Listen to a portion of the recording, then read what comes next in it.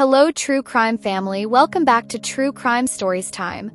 If you're new here, don't forget to hit that subscribe button, like this video, and share it with friends. Your support keeps us bringing you more heartbreaking and unforgettable real-life stories. Now, today's story is one that will shake you to your core. It's a story of trust, betrayal, innocence lost, and justice delivered too late. It's about a young boy, a man wrongly accused, and a town blinded by rage. Stay with me to the very end because I promise this is one story you will never forget. Michael Turner was only 12 years old when his life and the life of his family changed forever. Michael came from a quiet farming village outside of Maplewood, Kentucky.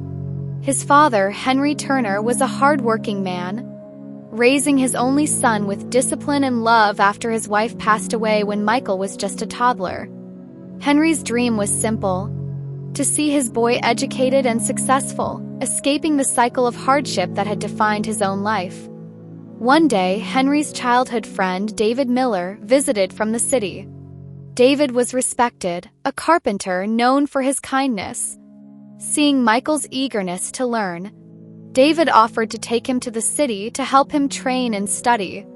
Henry hesitated at first, but the promise of a brighter future outweighed his fears. With a heavy heart but hopeful spirit, Henry entrusted his only son to David's care. That was the beginning of a nightmare. First, life in the city seemed promising. Michael followed David, helped in the workshop, and spent evenings studying.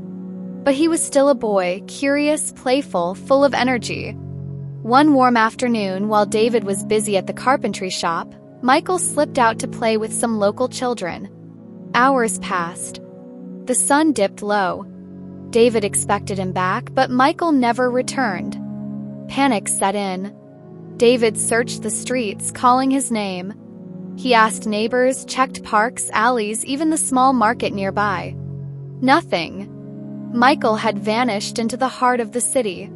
By nightfall, the boy was gone without a trace. And in the days that followed, the whispers began.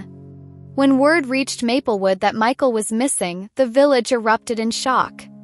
Henry's grief was unbearable. His only son, and the last person seen with him was David. Police began their investigation, and suspicion quickly shifted. Neighbors claimed they had seen David walking alone that evening, his face troubled. Others whispered he had been desperate for money. Then came the cruelest twist. When police searched their database, they found a David Miller already listed in old missing child records. Though it was a different man entirely, the shared name planted a poisonous seed of doubt. The story spread like wildfire. David took him. David sold him. David killed him. Soon, the crowd demanded justice. And the justice they saw was blood. If you're still with me, don't forget to subscribe. Stories like this are tough to tell, but your support helps us keep sharing them.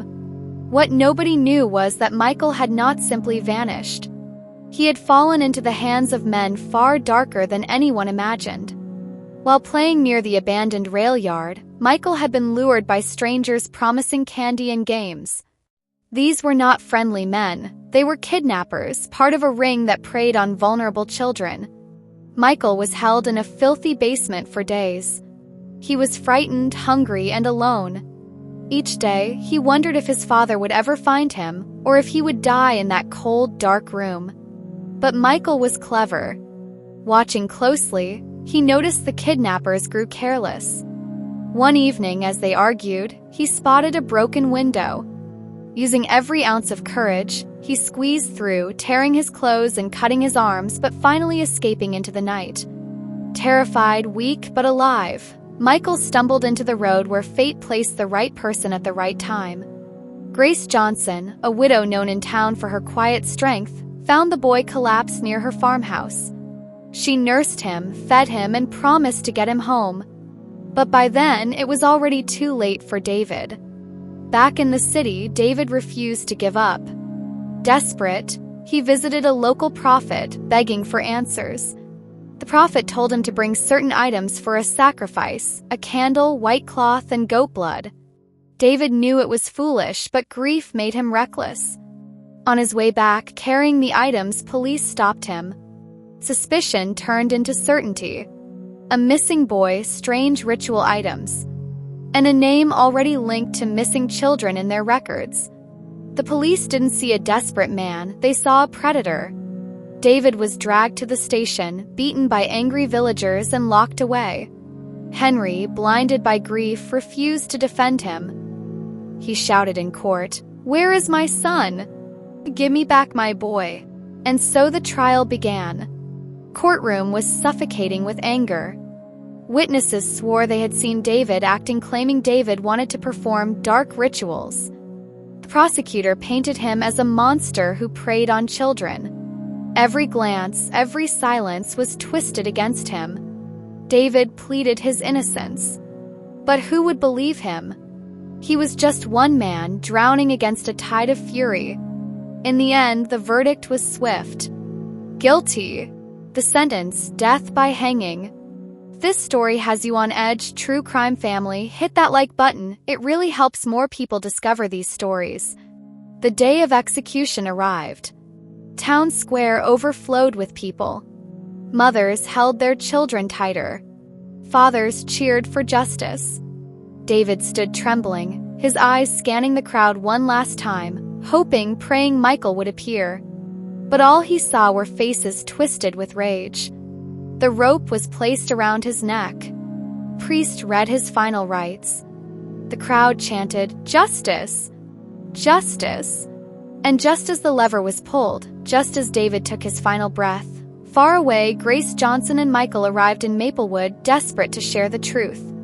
The boy was alive, but the man who had cared for him was already gone. When Henry saw his son alive and safe, tears of relief streamed down his face. But those tears quickly turned bitter when he learned David had been executed only hours earlier. The village fell silent in shame. Neighbors who had screamed for David's death now avoided Henry's eyes. Mothers who had thrown stones at him wept in private. Henry carried the weight of guilt forever, knowing his silence in court had helped condemn an innocent man. Michael, too, carried scars.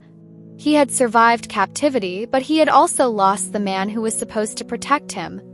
And Grace Johnson, though hailed as a hero, could never shake the feeling that she had been just a little too late. The town of Maplewood would remember that day forever. The crowd had demanded justice, but in their haste, had they killed the wrong man? True crime family, what do you think? Was David Miller the victim of a broken justice system? Or was he always doomed the moment suspicion turned against him? Let me know your thoughts in the comments. I read every single one. And if this story moved you, please don't forget to subscribe, like, and share. More true crime stories are coming, and trust me, you won't want to miss them.